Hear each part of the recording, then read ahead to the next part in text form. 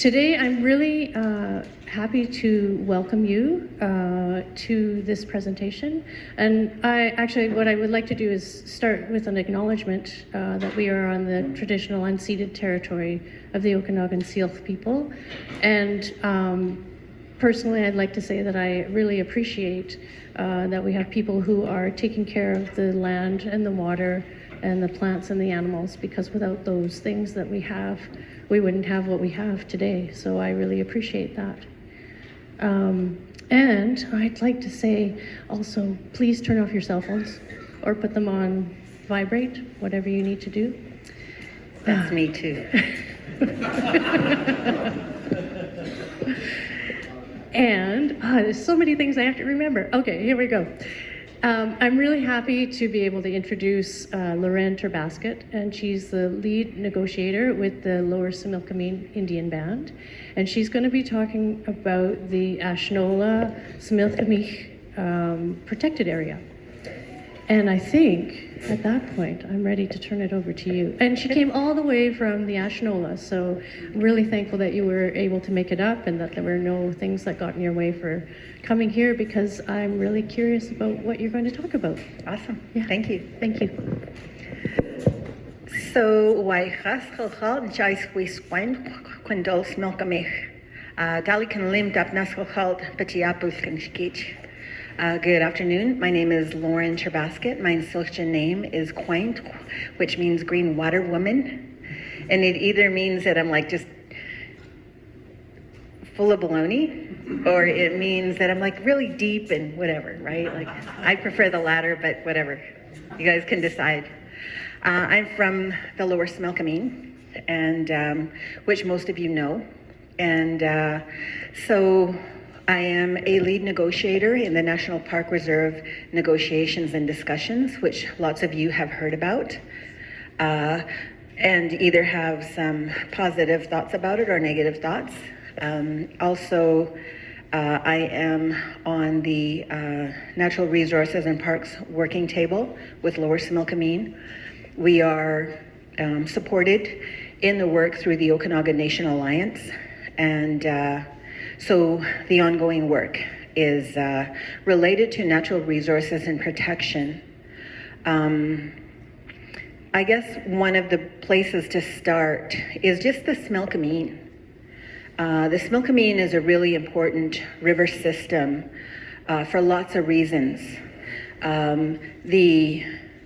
The mouth of the Similkameen is about 14 kilometers from the mouth of the Okanagan right up until Enowkin Dam in Washington State. But 80%, I think, of the spring or summer Chinook spawn in the Similkameen system.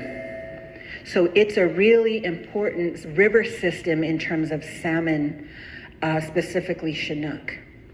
The Similkameen system, in addition, because it's the confluence of Tulameen, Similkameen, right, and a number of other creek and river systems, is a really important cooling factor. So the restoration of the sockeye, which lots of you have heard of, that are coming into the river and lake systems in the central Okanagan, are only made possible because of the cooling factor of the Similkameen River.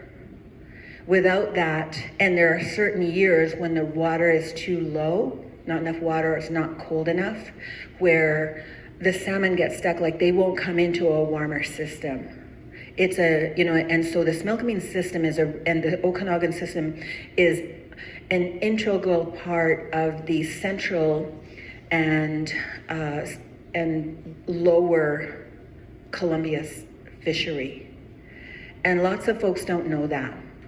Right, all of these systems are interconnected. And so what about the Similkameen? So there's a number of issues in the Similkameen. Number one is mining, right? So we have 3 abandoned mines, all of which are leaching contaminants into the Similkameen: nitrates, arsenic, mercury, sulfates, etc. They're abandoned, so the typical business model of mines is to do the work and then to go out of business, to sell, resell, until they get to a company that basically declares bankruptcy. And so 3 of the mines in the Similkameen, Candarado, Colmont, not yet Barrick, but Barrick maybe next, but there are a number of abandoned mines on the Similkameen system, all of which are contaminating not only groundwater, but subsurface water. And we know that because of testing that's been done through the communities. The other issue that we have in the Similkameen is that the Similkameen River and water, surface and subsurface, are over-allocated by over 300%. Meaning that if everybody who has water rights takes those water rights and utilizes those water rights, there will be no water. And so there's that issue. I guess the other issue with mining outside of contaminants is that mines take up a lot of water. And so there are a number of additional mines that are planned on the Similkameen, including Elk Gold, Kodiak, trying to remember all of them, but there's a number of, and the problem is, right, that it's a mineral belt. It's one of the richest mineral belts probably in the province, if not in Canada. And those minerals are important: silver, copper, all of them for green energy production. So you're sort of like, oh, well, do you mine for this, or do you continue with carbon? You know, there's lots of environmental concerns. So, I mean, that's an ongoing concern that we have to address. I personally believe that if we require it, that we can put pressure on these companies to make those changes. But, you know, until we do, and until the province does, or those people who regulate do, we're stuck with the outcomes that we're seeing today. The other issue that we see in the Similkameen system, and many of you, probably all of you, have flown from here to Vancouver, the mountaintops are checkerboarded with clear-cut logging. And they replace those systems with what we call monocultures, with genetically modified trees that grow fast. They do not restore for biodiversity. The Okanagan Similkameen system is one of the 3 hotspots for biodiversity in Canada, right? And lots of you might know this, but we're home to around 70-some species and another maybe 100 or more terrestrial species, right? Fish, etc. And so we are one of the most endangered systems in the country. And for lots of good reason, right? Everybody wants to live here. People move here. All of you are probably here because it's a beautiful place to live and retire, etc. But the development and the pressure puts a lot of pressure on water and a lot of pressure on the landscapes. And there's lots of push from villages, towns, cities, etc. to expand their boundaries because there's not enough space for housing. And so we run into lots of issues related to the pressures on the systems. So we, the Lower Similkameen, Similkameen people, we're seeing historically, right, so probably around the 1980s, we did not participate in the LRMP process. Why? Because we're title holders, we're not stakeholders. And so the government always wants to treat us like a stakeholder, and we're not, we're title holders. And, you know, I can get into that political piece, but probably not a good time for that, but we are title holders. Canada and the provinces have never settled the land issue with us in this province. And they don't want to, right? It's going to be an expensive process. They don't like to share in the revenues that come from lands, etc. But, you know, that's, I guess, neither here nor there. But we still do, as Indigenous people, have a responsibility to the place where we live. And the difference between Indigenous people and settler populations is typically settler populations are pretty nomadic, right? So for some of you here, you might live here, but you have children in Vancouver, others in Europe, others in the States, right? So it's a very moving population. And so in lots of ways, people can afford to make a mess where they are and then move to somewhere that's clean and nice, right? So take Vancouver, for instance, right? Vancouver, all the population and all of the noise pollution, light pollution, etc. There's a reason that people wanted to move into the Okanagan, right? It's a beautiful place to live. It's not as polluted, etc. But it's a sedentary, it is a nomadic population. People come and go. And so lots of times folks don't think about what's going on in the area around them. And we are not nomadic populations. We are sedentary. We are going to live, we have lived here for 14,000 years. We will live here for another 100,000 years if we last that long. And so we have a very high stake and a high vested interest in ensuring that our water and our lands are in good shape. I have 7 grandchildren. I want to make sure that the land and the water is here, is clean, is drinkable, that they're not going to get sick from it. And at this point, they are. Right? In the Similkameen, it is contaminated already. They are going to get sick, and probably they're going to get sicker.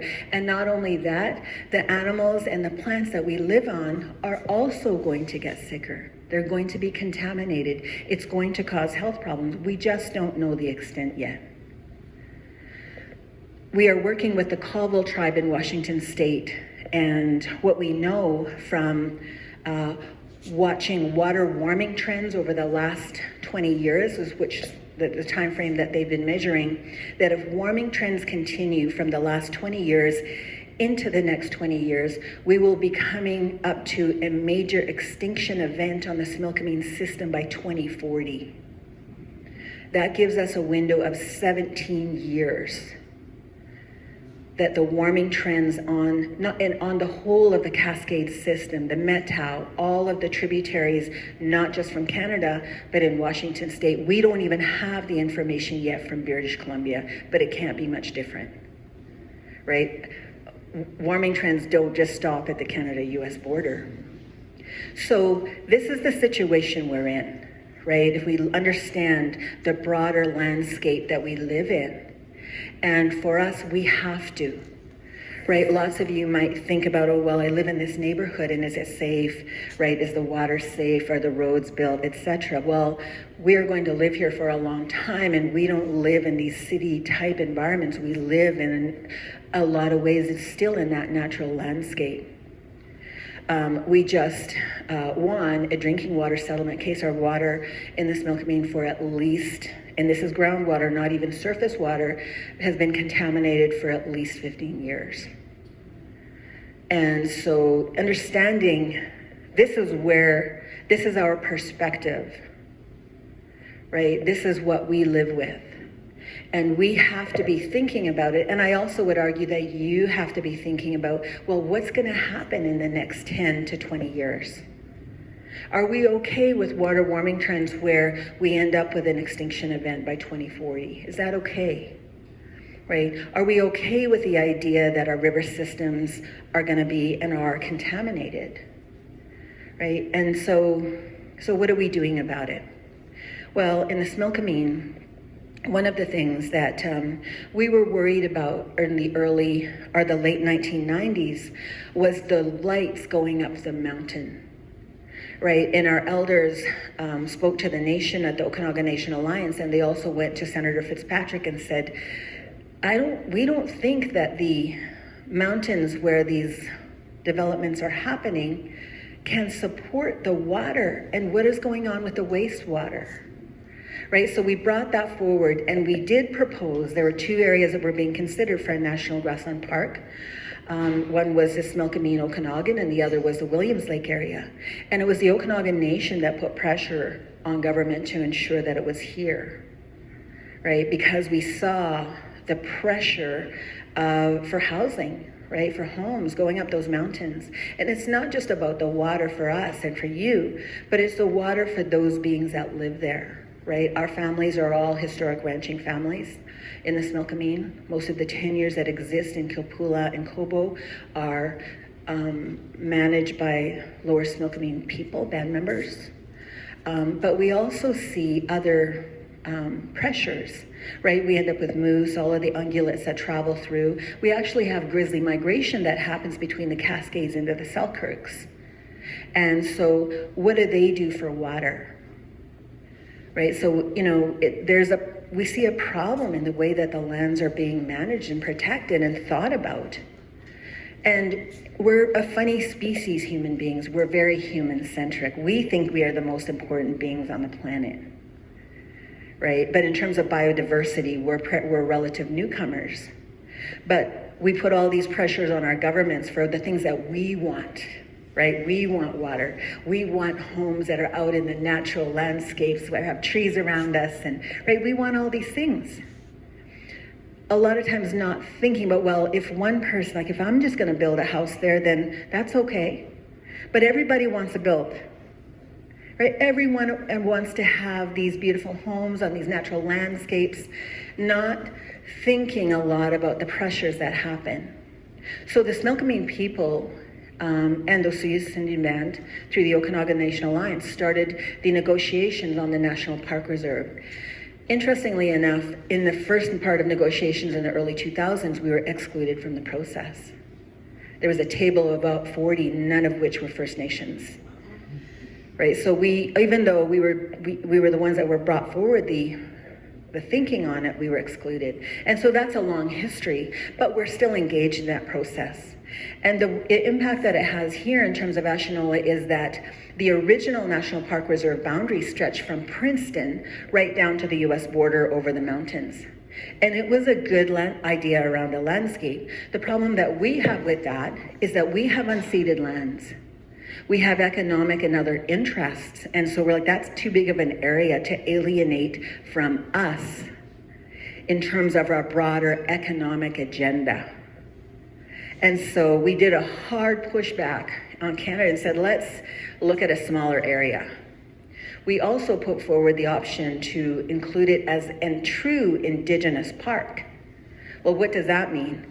Well, it means that Indigenous people are not just there as a interpretive center, right? To look at us as a culture, but what if we could manage it according to Indigenous governance, in terms of Indigenous knowledge, in terms of Indigenous practice on the ground, and in terms of Indigenous presence in the National Park Reserve, not just as an interpretive piece. So that was the push that we did at the time. And we said, let's scale it back because we're not sure we can trust the provincial and federal governments, right? We don't know what their agenda is here. But if we can do something on a microcosm, that would be that we could all work, tripartite, provincial, federal, and Indigenous governments, that could be something that could work. And it could work here because there's so much pressure on the land, right? There's so many pressures, mining, forestry, human, etc. We could find a way to make that work, then if we could do that, shoot, we could do anything. And so that has been an ongoing negotiation.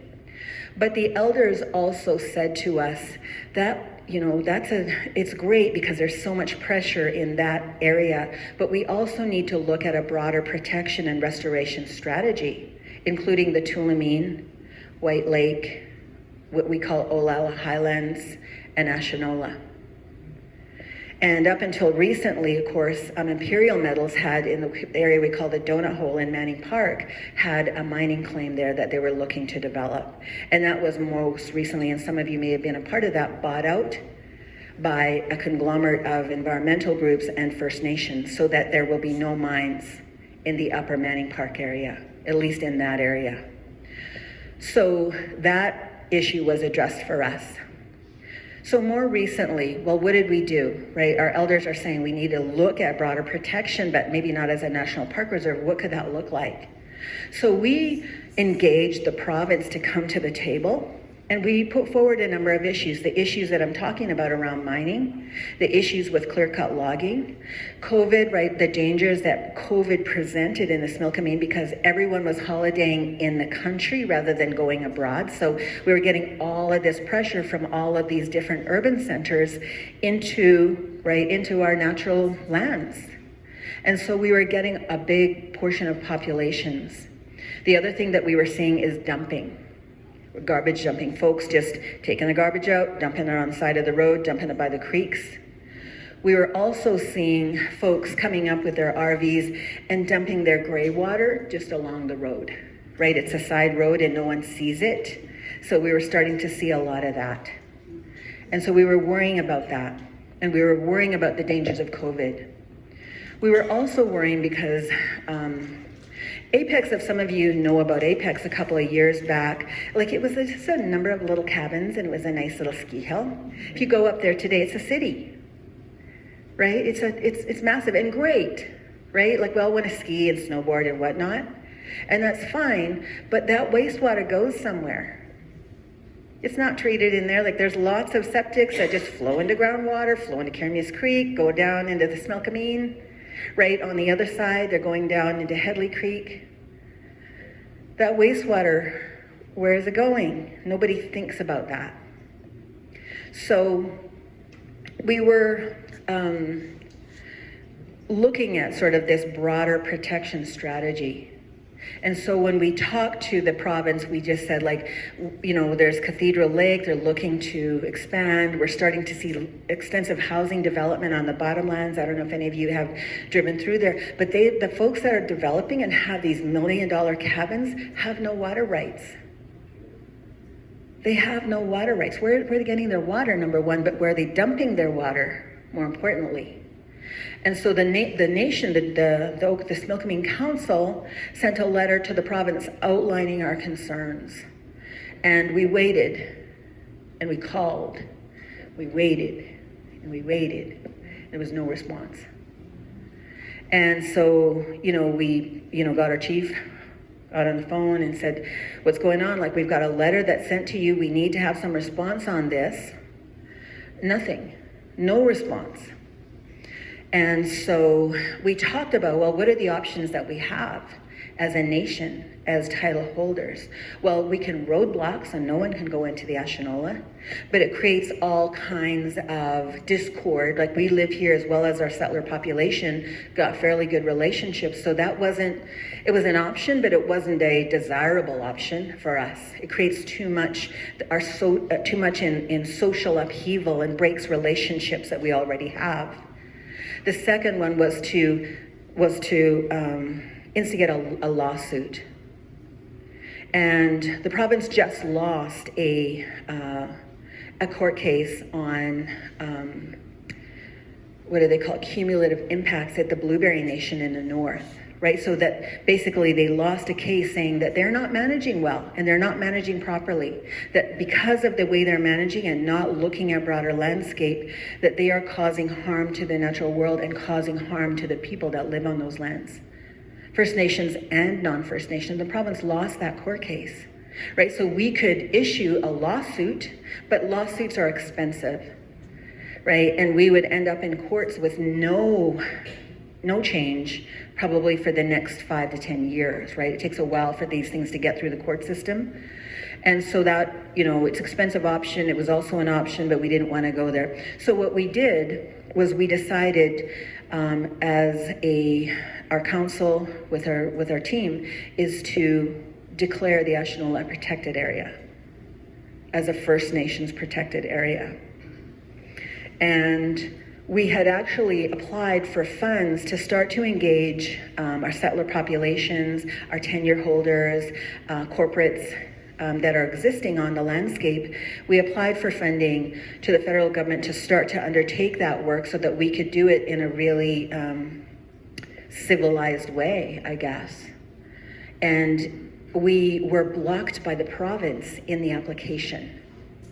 And the province at the time said, well, we're not supporting any Indigenous protected areas, but they supported 3, including the Tanaka. So that wasn't true. And it happened sort of in how we've seen it, it happened behind the scenes, right? So they didn't publicly say it, but they said, well, we're willing to protect these areas because they're isolated enough that we're not going to, end up with too much of a pushback.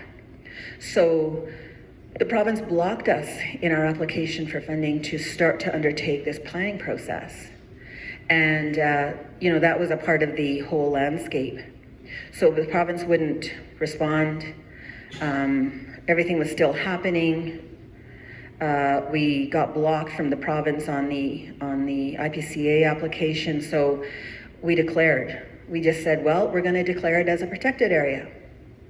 And we declared it in, I think, March of 2020 or 2021, maybe a year ago, a whole year.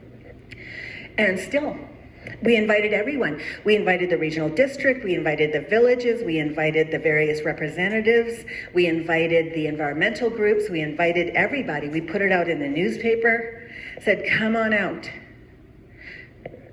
See and understand what we're attempting to do here and why we're doing this. What we know is this, right? I'm just going to take another step back, that one of the biggest threats in the Similkameen system is the Copper Mountain Mine. So Copper Mountain Mine pulled forward, and I don't know if you've driven past there, but that there is ripping apart that mountain. Copper Mountain Mine is looking for a permit from the province to expand what they call the New Ingerbelle expansion.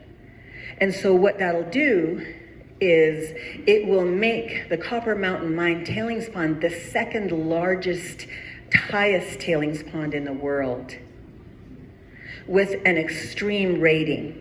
What does that mean? It means that when it fails, the loss of life will be in the hundreds.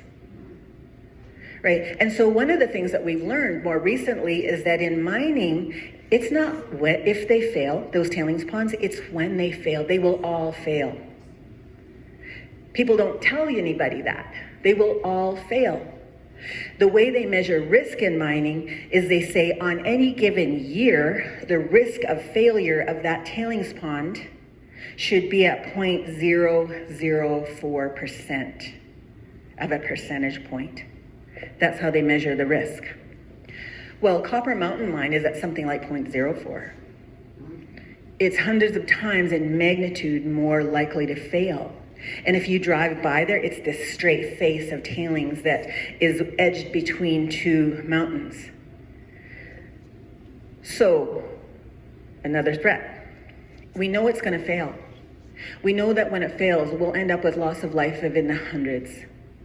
We have done modeling on the failure, and so it will result, when it finally fails, in this wall of tailings at a 40% saturation rate, which is average. And so if you think about that atmospheric river event that closed down the province last year, right? If we ended up with additional water from an additional atmospheric river, the saturation is possible. But also that tailings pond is in a lake bed. So it's already saturated in the bottom. When we did the modeling for a failure, it looked like, and I was kind of flip about mining. I was like, yeah, you know, it's important, but I'm worried about all these other things in negotiations. But when I saw it, it looks like this between an 18 and 30 meter, right? That's a 60 to 90 foot wave coming down the valley and sterilizing the valley bottom. That's what it's going to look like when it happens, right? And it might not be, like, maybe we don't care because it's not going to be in our lifetime, but it will be in somebody's lifetime. And I don't know, but, you know, like, I think that we're all have that level of caring for humans that's not okay, right? We're just looked at as a cost of doing business for these companies. Copper Mountain Mine has had 22 spills. So they only need to report spills over so many 100 gallons or whatever liters. Anything slightly under that, they don't have to report. But there are also ones that they didn't report because they didn't know how much was spilled, right? Fuels and other contaminants. 22 spills in the last 2 years, fined for a few of them, but they just pay those fines as a cost of doing business. They don't care about the cleanup. Maybe they do. Maybe there are a few people that do. But they never report back to us on it. I'm sure they don't report back to you or anyone else. Right? So they're in our minds, I guess they're a bit of a careless company. They're making good money, I guess, right? Selling lots of copper. Copper prices are up. But if you think about that tailings pond when it fails, that's a 90-meter wave of tailings coming through Princeton, Headley, Kiramias, landing in the Palmer Lake area. It'll sterilize the valley bottom, probably contaminate the groundwater for the next, I don't know how long. That's basically soap. Sulfates are soap.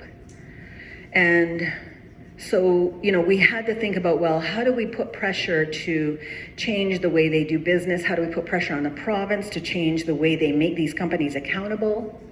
But also knowing it's going to fail and knowing they will all fail. Barrick Mine, Copper Mountain Mine, Coalmont has already leached into the system.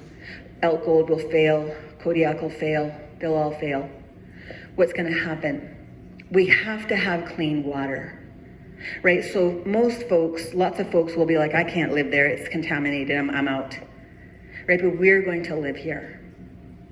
Our children are going to live here. So we looked at that and said, well, we're going to lobby and put pressure on the provincial government. So we went down to Washington State and got some of the senators in Washington State to put pressure up here. We tried to lobby to get some of those changes, and our national groups are doing that. But in the meantime, it's like, well, what else can we do? Well, what we can do in the Similkameen is we've got 5 creek systems that feed into the Similkameen. Shouty Creek, Nahumchin Creek, Susac Creek, Ashnola Creek, maybe Blind Creek. So in the lower portion of the Similkameen, there are 5 creek systems that haven't got any mining in behind them. They have mining claims, but no mines. And because these lands are bordered by Indian reserves, we're stingy about land, right? We're like, no, we don't want you in behind us. And we've gotten a lot of political and social pressure because of our stance. But it turns out that stance means that we've got 5 clean systems in the Similkameen. 5. And Ashnola is the largest tributary to those 5. So what we did was we declared the whole of the Ashnola corridor as an Indigenous Protected Area. The province didn't respond. So we issued notices to vacate to everybody in the Ashnola. To the settler populations that are living there, to the mining tenure holders, to the forest tenure holders, and to everybody else. And said, notice to vacate. And so, needless to say, we got lots of phone calls and lots of anger and we knew that would happen, right? So our position was, look, yeah, there's a notice to vacate and so we're getting calls from hunters and everybody. But we said, we can't get any traction with the province to address the issues. We gave them the emails and we gave them the phone numbers to call your local MLA, call these ministers, and gave them the list and said, call them, tell them to come to the table. And so they did, right? But we also, interestingly enough, there are a couple of mining tenure holders. Those tenure holders were willing to give up their mining claims in the Ashnola corridor. They were willing to do that. The problem that they had is that the province had no way of ensuring that some other mining company didn't come and just buy up the tenure, right? So they have to figure out their systems. So what does the landscape look like? Well, the National Park Protected Area is about 22,000 hectares. The Ashnola Protected Area is about 160,000 hectares. Right, so it's between 5 and 7 times the size of the National Park Reserve. And so if you look at it just in terms of the broader landscape, it kind of makes some sense, right? Partly for lots of reasons, because we don't want to have lots of human pressure in behind there. We don't want to have these big companies that come in and do whatever they're going to do. But also because in terms of the broader landscape and environmental conservation and biodiversity, it allows for these corridors right from the Manning Park, the North Manning Park, over into the Ashnola, up into Snowy and down into Washington State.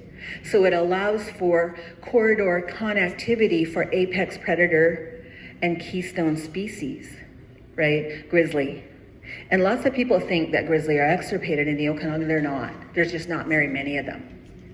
Right, the Okanagan, because it's so developed, it poses a problem for them because they migrate from the Cascades into the Selkirk system, but there's not a lot of leeway or area for them to migrate. So last year, during the fires, our people were up there getting their cattle out, or a few years back, they saw grizzly. And interestingly enough, we were meeting with Gorman Brothers Logging, or Gorman Brothers company out of Kelowna, and when they were doing restoration after the fire, they also ran into grizzly up in Olalla. So they're there. People just don't see them very often. But it's important that we have those areas for those beings. Right, outside of the human impact of all of the things that we're doing wrong on the land as humans and as companies, what about everything else that lives here? Doesn't it have some level of right? Right? Doesn't it? That's our question. So it's not just about humans, it's about the natural world and biodiversity, right? Ensuring that we have those lands available for those beings that live here. And we have as Indigenous people, we're really connected to our land, we're really fiercely protective of it, partly because we live here, but partly because our relationship with the natural world is defined really differently. So we issued the notices to vacate, and the province finally came to the table. So we're looking at a protected area in the Ashnola corridor of about 140 or 150,000 hectares. The province more recently came to the table. So mines came to the table right away, right? They were worried. Land, Water, and Resource Stewardship came to the table and said, okay, what can we do? How do we work with you? And so those have been some positive developments. Mines are trying to figure out how to get rid of, and we said, get rid of your tenure holders. And it's not, I guess it's a bit of a flip way of saying it, or it's not very socially acceptable. But I'm like, you got lots of mines. Let's find a way. We're not letting them in. We don't care what you say. Right? And if you try to let them in, we're going to find a way to get rid of them. And there's going to be so much pressure that, that sort of social pressure, right? What do they call it? I forget the word. It's the way where we picket and whatnot, all of those things, right? Yeah, that we're going to stop it. And so we said there's mining tenure holders that have been there for the last 100 years and no one has ever mined it because they can't get through us. They're not getting through our Indian reserves. So they're trying to figure out how to do that. That's great. Land, Water, Resource Stewardship most recently came to the table and they said, okay, how do we do this in a way that is inclusive? Right? How do we do this in a way that includes our settler populations, our tenure holders, our ranchers, our yada, yada, yada, right? And we're like, well, gee, we've been trying to do this for 3 years. And interestingly enough, we didn't realize the extent of the public pressure we would get after that declaration. And it's been the emails and phone calls and whatnot have been there. We have a team of 5. Right, so I don't know what the regional districts staff look like, but it's probably more than 5, right? And when we work with the Colville tribe, when they deal with environment and natural, water, etc., and standards, they have a staff of about 126, right? So if you look at the size of our staff, right, and you look at the capacity that we have, even though our capacity is fairly limited, our funding is limited, when we have to fight to protect off-reserve lands, we're not funded for that. When we have to fight to protect water and to fight for mining companies and to fight for provincial legislative policy change, that comes out of money that would typically go to our children for education, to our elders for their services, right? It comes out of somewhere. It doesn't come out of nowhere. So when we have to engage in these broad landscape level initiatives, it costs us. It costs our children their education. It costs our elders their housing and their health services, right? This money comes from somewhere.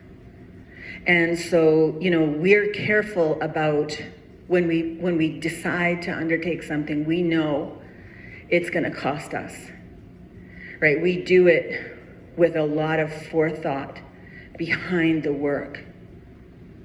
And so, the work has been, we've got the province to the table. We now have the federal government coming to the table to work with us on it, right? This land is a treasure in terms of biodiversity.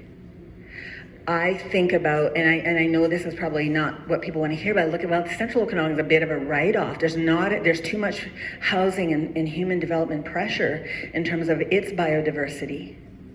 The majority of the biodiversity that we see in terms of species at risk or endangered red and blue listed species are in the Similkameen system, right? But the Similkameen, the Okanagan system, the Prime Minister at COP15, Council on Biological Diversity that happened in Montreal, they gave all these northern lands, set them all aside. And that's great for carbon, that's fine. But it does nothing to protect biodiversity in those areas where biodiversity protection is needed. It did nothing for that. It was easy because there's not a lot of housing and human pressure up there. It's easy to set those lands, right? 40 million at one, 40 million at another. Like, they threw a lot of money from Canada at those areas for protection. But our argument is this: if we can protect biodiversity and start to restore some equilibrium and balance in an area like the Okanagan where there's massive human and industrial pressure, if we can achieve that here, that will have been something. Then we will have actually achieved something that could be a model across Canada and the US, even in South America, across the globe. And don't forget Mexico too. South America, Mexico, yes. We will have done something, right? We will have proven that even though there are these industrial and human pressures, it can be done. And we think it can. Right? We think it can, but not just that, like, we have this vested interest in ensuring that it is. Even if it takes us 100 years, we're going to try. Right, when we look at global warming trends, right, water warming trends, we've got a 17-year window to reverse or to slow that process and to start to work out ways that we can cool our water, right? Not just these fast-growing pine or whatever trees they're trying to sell, but a broader landscape protection that makes the land more stable. Like, we had 2 river events last year where our river, Similkameen River, was this mud flow, right? After the big fires happened, one of the things that we don't know is that those mud flows happen when we have rain. And so the water, that mud just flows through. And it could be 1, 2, 3 days, right? So those beings that live there, those fish and those species that live there, how do they live? In around 2014, when we had this water warming event in the Similkameen, it was a fish kill year, which means that, like, the water was too warm to support fish that year. We ended up with dead fish everywhere. And it was sad because when we were, we take our kids to the river, and these fish were just huddled around these cold springs, trying to live. And some of them did, right? But we can't ensure, we can't just leave it up to nature to deal with us and our neglect and our pressure. We have to find a way. So the Ashnola Declaration is our first step in that, right? In looking at, and also the National Park Reserve, if we can find ways to manage the lands in a better way, right? We have the strongest vested interest in making that happen. Right, and we know, and we knew it was going to cause a lot of anger, angst, right? People's attitudes are like, what do those Indians want now, right? Everyone thinks, oh, we get so much, right? Like, I actually lived and bought a house in the city of Penticton, right? And everyone's like, you guys get houses for free. I was like, we don't get houses for free, we get a subsidy. That subsidy is anywhere from 10 to 20,000. But when I was a first-time homeowner, I got a subsidy to buy a house in Penticton. It's the same thing. It just looks different for us. Those things that people think that we get for free, we don't get anything for free. I pay a mortgage, and I also paid my dad's mortgage, right? Like, so those things, those attitudes that we have about us, like, those things are just not true. It's just that people have somewhere these sort of attitudes have come forward, right? So we have a lot of prejudice, racism, and a lot of anger when we try to do the work to undertake the protection. That's not, in a sense, our job. It is as title holders, though. Like, we take that seriously. And so understanding the broader landscape, I've got a talk this afternoon with Similkameen Valley Planning Society, which is the village of Kiramias, I think it's Headley, Princeton, and the regional district representatives to also talk about this same issue, right? Because a village just thinks about the village. The city of Penticton thinks about the city. It might think a little bit about where its water is coming from, where its dump is gonna be, all of those things, but it doesn't look at, well, what does this broader landscape look like? Whose job is it to know that? And so everybody is so compartmentalized that they don't think enough about that broader picture of the places where we live and how the decisions that get made impact them. We have to, right? We have to, because we're going to live here for another 10,000 years. Going back, right? And thinking about, like, I don't know if anyone heard of Enowkin as the man that they found on the Columbia system, right? He's one of the oldest known remains. Enowkin was in Okanagan. So what we know is this, that we have been here for at least 14,000 years. Our knowledge systems and our practices on the land and our way of living in the natural world is 14,000 years old. And if we compare that to modern knowledge and knowledge systems, it's a hodgepodge of different knowledge systems, and it's probably about 5,000 to 7,000 years old, right? So which one would I trust? I know which one I trust, right? But I also know that, we are living in a time when we can incorporate other knowledges, and we can make sure that, and that's our intention. Right? Our intention is not to be confrontational in this stuff. Like, we tried for years to engage the province and the federal government to work with us to understand, like, we've got some issues, you got some issues here, right? But when we can't get anywhere, like, that's when we have to undertake some of this work. And if it would be great if we could undertake a whole campaign strategy so that everyone knew what was going on. But honestly, like, we don't have time. We don't have the time. We need to find ways to protect and restore those lands now. And one of our people say this one thing, one of our folks that work with us, his name is Rob Edward, he's also a lead negotiator. He says, you know what?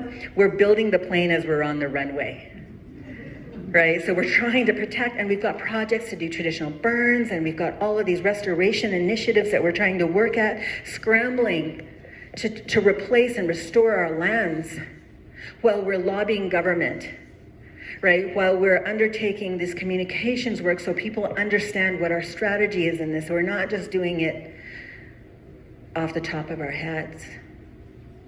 And so this is the work, right? So this communications, this is a part of my work, is to kind of help people to understand what our perspective is, right? And to ask for your support in that. And so, more recently, we also again applied to the federal government to say, hey, let's start to pull some funds over here to start to do some planning and whatnot. And so we've moved to stage 2 in terms of that application. And it was because we had from a number of environmental groups, right, the Parks Group and others, that have given us letters of support saying, yeah, they understand the issue, they're willing to work with us. And it's funny because I don't know if any of you here are cattlemen, right? I come from a cattle ranching family. My sister is one of the largest ranchers in the Similkameen on reserve. I think she has the largest cattle herd. But ranchers don't like change, right? They're like, and the National Park Reserve, they're like, no National Park Reserve, right? They're very much against it for lots of important reasons. They're like, no, we don't want to be pushed out. We've been here for generations. And we're like, yes, these are like-minded folks. But BC Cattlemen gave us a letter of support. Our intention is not to push out people. Our intention is to change the way the land is managed, to protect and to restore our watersheds, That's our work. It's lifelong work, right? I'm going to retire. I'm hoping to retire in about 5 or 6 years. And, working with our younger folks to get them up to speed and understanding how to do the work. But it's in some ways it's simple, right? What kind of projects can we undertake to restore trees, to restore huckleberries, to restore cottonwood riparian areas, to restore systems that will hold water, to restore mountain beaver? What are the things that we can do that encourage that, right? What kinds of things can we do to help human beings understand the pressure that they're putting on the natural world? And when we issued the notice to vacate, one of the groups that we got an email from was hunters, right? And I think they're sportsmen or something. And we just asked them, we're just asking you to please not hunt in the Ashnola this year. Give us some time to work with the province, to work with others, to change the way it's managed. And I think we got a pretty good response, right? We didn't get a lot of hunters up in there, right? And it's that, we have to be, what's the word? We live together, right? We're in relationship with one another. And so we have to find ways to really be collaborative, to be cooperative. And so that's been the work. We recently got a note, and I don't think it's formal, but I'm going to say it anyway. So the Ministry of Forests has designated an area. They're well, we can't give you the whole of the Ashnola corridor, but we're willing to give you this section from the border, bordering onto Cathedral and over into the Penticton. Right, so it's a pretty big area. We're good, that's a good first step. Right, our intention, but we're going to move forward with the Ashnola as a protected area. We're also looking to move forward with the Olela Highlands, right? That was our second priority. Looking at those areas for restoration protection, right? So it's a hard thing because there's lots of logging going on up in there from different companies. So it's a bit of a harder push. The Ashnola is already logged out, right? There's no more trees up there. So when the forestry tenure companies came to the table, we're we want you out. They're sure. We're we want the tenure, right? We'll take on that liability and we'll restore it in a better way, right? And we're willing to work with you in future. It probably will mean that there will be less in terms of marketable timber, but I think we can do better. And so they're willing to hand those over to us because they're just liabilities to them. And we've gotten some, we have to also lobby because this money comes from somewhere. So they're willing to give up those tenures, right? And so we're willing to take those on, but the money comes from somewhere, right? Again, if I got to pull it out of revenue or pull it out of money that we call own source revenue, which means we've got business initiatives that each of our nations have. And so the revenues from those typically go into support our housing, our education, our health, etc. So if we are going to use those dollars, those get depleted really quickly, and we end up sacrificing a lot of those other services. And so we've been working with a few of the bigger foundations to start to do buyouts. And so we welcome contributions, right, to the work. We welcome partnerships in the work. And we also welcome just your support, right? Whether that's a letter of support for the Ashnola protected area. There's so many ways to be supportive in this process. And we're just starting to try to set up the trust for it, the trust foundation on it, so that it's not so hard on our community. Our community population about 500. And so, those costs impact us.